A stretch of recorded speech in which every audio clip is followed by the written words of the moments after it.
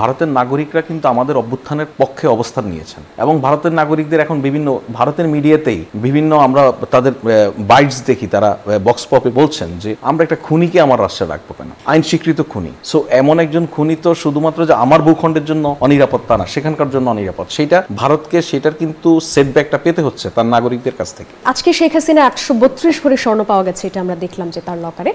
নথিপত্র থেকে জানা গেছে এসব সম্পদ শেখ হাসিনার একার না, তার পরিবারের সদস্যদেরও আছে।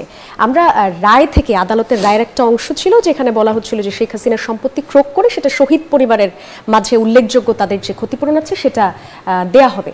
সরকারের পক্ষ থেকে এই যে তার স্বর্ণ পাওয়া গেল সেগুলো কি একটা পার্ট হবে কিনা? আরেকটা বিষয় হচ্ছে সম্পত্তি, শেখ হাসিনা পরিবারের সম্পত্তি বা হাসিনার সম্পত্তি শহীদ পরিবারের মাঝে কিভাবে বন্টন হবে, ইন্টারিম থাকতে হবে কিনা? জি ধন্যবাদ। আপনার এই প্রসঙ্গে আসার আগে আমি আগে বিরতিতে যাওয়ার আগে জাহিদ ভাইকে এবং রবি ভাইকে যে প্রশ্নগুলি করছিলেন তার থেকে দুই একটিতে আমার খুব ছোট ছোট দুটো রেসপন্স আছে। একটা হচ্ছে ভারত কেন এখনো আওয়ামী লীগের লোকজনদেরকে আশ্রয় দিয়ে রেখেছে, আপনি একটা প্রশ্ন করেছিলেন। এখানে আমি বলি যে ভারতের জন্য এই জায়গাটা না আমার ভীষণ রকম মায়া লাগে। কেন মায়াটা লাগে বলি, ধরুন আপনাকে এই যে নিউজ 24 চ্যানেল অ্যাপয়েন্ট করেছে, এই হোস্টটাকে আপনি অ্যাঙ্কর করবেন, এটা এই টক শোটাকে আপনি হোস্ট করবেন, আপনি যদি এই কাজটা না পারফেক্টলি না করেন তাহলে এই প্রতিষ্ঠানের জন্য মায়া লাগার ব্যাপার আছে। এই টাকাটা আপনাকে যেটা দিবে সেই ইনভেস্টমেন্টটা কিন্তু লস।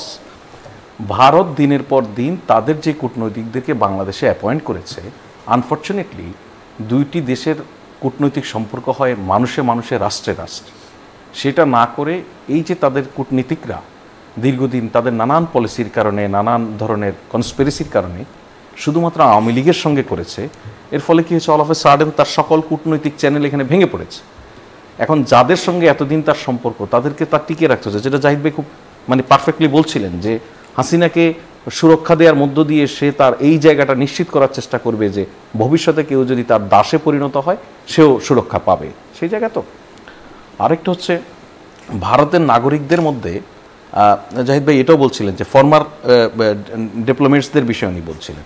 শুধু তা নয়, আপনি যদি অভ্যুত্থানের সময়ও দেখেন ভারতের নাগরিকরা কিন্তু আমাদের অভ্যুত্থানের পক্ষে অবস্থান নিয়েছেন এবং ভারতের নাগরিকদের এখন বিভিন্ন ভারতের মিডিয়াতেই বিভিন্ন আমরা তাদের বাইটস দেখি, তারা বক্স পপে বলছেন যে আমরা একটা খুনিকে আমার রাষ্ট্রে রাখবো কেন, আইন স্বীকৃত খুনি।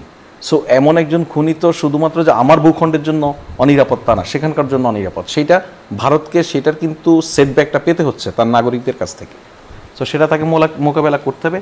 আর দ্বিপাক্ষিক সম্পর্কের জায়গায় আপনি যেটা বলছেন, এখানে দেখুন দ্বিপাক্ষিক সম্পর্ক পারস্পরিক শ্রদ্ধা এবং সাম্যের ভিত্তিতে হবে। সে জায়গায় ভারতের সঙ্গে আমাদের দ্বিপাক্ষিক সম্পর্কের জায়গা কয়েকটি, আমাদের বাণিজ্যিক সম্পর্ক, কূটনৈতিক সম্পর্ক, ইভেন এত ঘনিষ্ঠ প্রতিবেশী হিসেবে রাজনৈতিক সম্পর্ক আছে। রাজনৈতিক সম্পর্ক নিয়েই আমরা বেশি আলাপ করি, অনেক আলাপ আলোচনা হয়। ধরুন আমরা আজকে ভারত নিয়ে যত আলাপ করলাম এর সব কিছুই অলমোস্ট পলিটিক্যাল। বাণিজ্যিক সম্পর্কের জায়গায় আপনি দেখেন যে 5 আগস্টের পর থেকে ভারতের সঙ্গে আমাদের ট্রেড বেড়েছে, কমেনি। ভারত ইতিমধ্যে তার ভিসা সংক্রান্ত যে সমস্ত জটিলতাগুলি খুলতে শুরু করেছে। সুতরাং আপনি প্রফেসর ইউনুস একটা কথা বলেছেন যে ভারত যদি তাদের মানচিত্র আঁকতে যায়, বাংলাদেশের মানচিত্র আঁকা ছাড়া ভারতের মানচিত্র আঁকা সম্ভব নয়। সুতরাং আপনি তো প্রতিবেশী পাল্টাতে পারবেন না। সুতরাং আপনি ভারত বাংলাদেশকে উপেক্ষা করে বা বাংলাদেশ ভারতকে উপেক্ষা করে এই আঞ্চলিক সম্পর্কের জায়গা চিন্তা করতে পারবেন না। সেই জায়গাটা নিশ্চিত করবে দ্বিপাক্ষিক সম্পর্ক কেমন হবে। আর আপনি যেটা বলছেন যে আপনার প্রশ্নের জায়গায় যদি আসি, তাহলে এটা খুব পরিষ্কার যে আমরা এই আইনি যে সমস্ত প্রক্রিয়ার মধ্যে আছি, যে ফেরত আনা বা তাদেরকে কিভাবে আমরা সমন্বয় করতে পারবো এখানে আইনের মাধ্যমে, সেই জায়গাগুলিতে সুনির্দিষ্টভাবে সরকার কাজ করছে। সেই জায়গাগুলি ধীরে ধীরে আমরা দেখব।